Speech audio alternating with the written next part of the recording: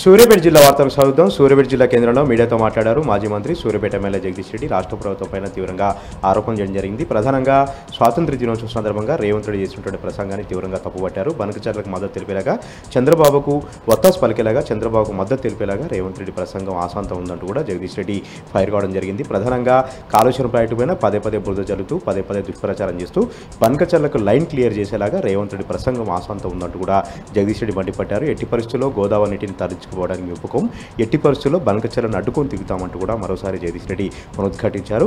దీంతో పాటు కాళేశ్వరం ప్రాజెక్టు బేసిక్గా ఉంది, కన్నెపల్లి పంప్ హౌస్ ఇప్పటికీ ఆన్ చేసి సూర్యాపేటకి నీళ్ళిచ్చే అవకాశాలు ఉన్నాయంటూ కూడా జగదీష్ రెడ్డి స్పష్టం చేశారు. నందిమేడారం పంప్ హౌస్ ఆన్ చేయడంతో గోదావరమ్మ పర్వలు తొక్కుతా ఉంది. దీంతోనే కాళేశ్వరం ప్రాజెక్టు చాలా బేసిక్గా ఉందని అర్థమైంది.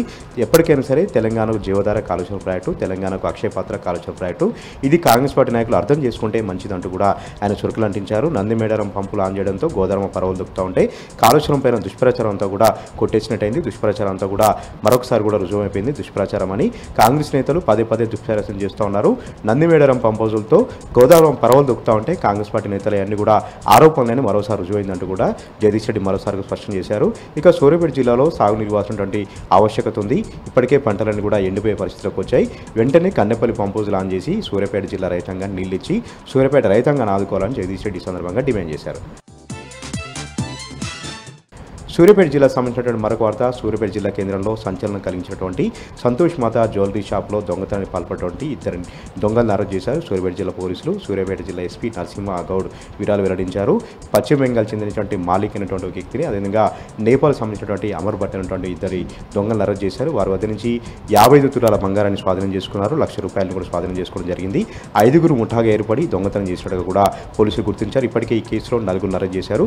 అతి ప్రధానమైన నిందితుల కోసం గాలింపు చర్యలు చేపడుతుండగా కూడా ఎస్పీ తెలిపారు. యాదాద్రి భువనగిరి జిల్లా వార్తలకు సరుద్దాం. యాదాద్రి భువనగిరి జిల్లా ఆలేరులో ఘనంగా జరుపుకున్నారు గొంగిడి సునీత మహేందర్ రెడ్డి తన జన్మదిన వేడుకల్ని. జన్మదిన సందర్భంగా యాదాద్రి లక్ష్మీ నరసింహస్వామిని దర్శించుకున్నారు. కుటుంబ సమేతంగా ప్రత్యేక పూజలు నిర్వహించారు. అనంతరం యాదృట పట్టణంలో భారీ ర్యాలీ నిర్వహించారు. గొంగిడి సునీత మహేందర్ రెడ్డి జన్మదిన సందర్భంగా పేదలకు నిత్యావసర వస్తువులు, బియ్యం పంపిణీ కూడా జరిగింది. దీంతోపాటు పెద్ద ఎత్తున నియోజకవర్గ కార్యకర్తలు, ప్రజలందరూ కూడా వచ్చి గొంగిడి సునీత మహేందర్ రెడ్డికి ఘనంగా జన్మదిన శుభాకాంక్షలు తెలిపారు.